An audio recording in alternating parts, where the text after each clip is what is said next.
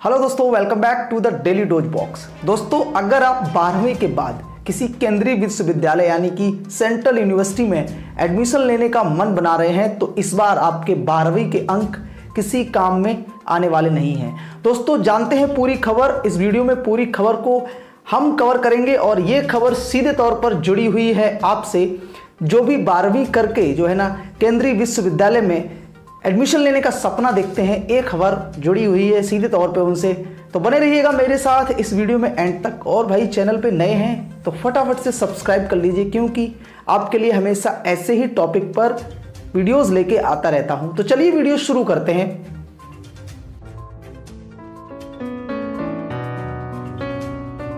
हमारे देश में सीबीएसई बोर्ड, आईसीएसई बोर्ड और अन्य राज्यों के बहुत सारे शिक्षा बोर्ड 12th की परीक्षा यानी कि 12वीं की परीक्षा प्रतिवर्ष कंडक्ट कराते हैं और लगभग 1 से 2 करोड़ अभ्यर्थी जो है 12वीं की परीक्षा करते हैं, 12वीं की परीक्षा पास करते हैं और उसके बाद सपना देखते हैं किसी केंद्रीय विश्वविद्यालय में एडमिशन लेने का।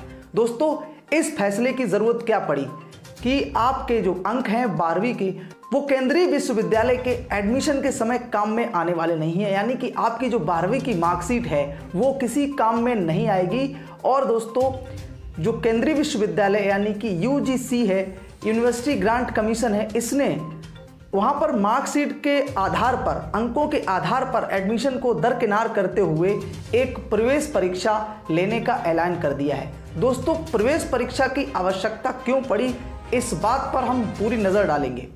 प्रवेश परीक्षा की ज़रूरत इसलिए पड़ी दोस्तों, क्योंकि भारत के अंदर प्रत्येक राज्य का एक अलग शिक्षा बोर्ड होता है और वहाँ का मूल्यांकन भी अलग अलग होता है, लेकिन कक्षा जो है वो सभी की एक सी रहती है। लेकिन कहीं कहीं छात्र जो है ज़्यादा नंबर पा जाते हैं। सीबीएसई बोर्ड में भी छात्रों के 12th में अच्छे नंबर आते हैं और आईसीएसई बोर्ड में भी, लेकिन जो राज्यों के शिक्षा बोर्ड होते हैं वहाँ पर कभी कम नंबर कभी ज़्यादा नंबर आ जाते हैं।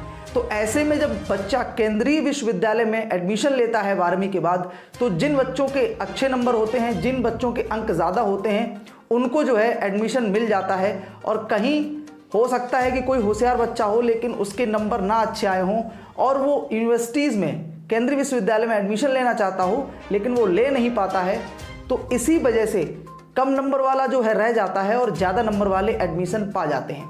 तो इसी वजह से, इसी कारण से यूनिवर्सिटी ग्रांट कमीशन ने एक संपूर्ण प्रवेश परीक्षा का आयोजन करने की घोषणा कर दी है।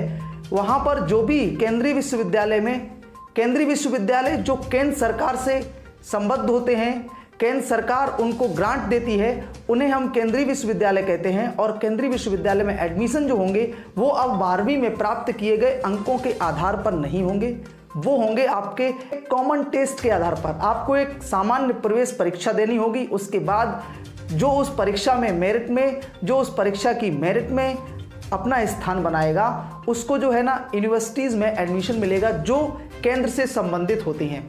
दोस्तों, राज्य से संबंधित यूनिवर्सिटीज़ में अभी फ़िलहाल में ऐसा नहीं है, लेकिन अगर राज्य चाहेगा तो राज्य भी इस नियम का जो है पालन कर सकता है।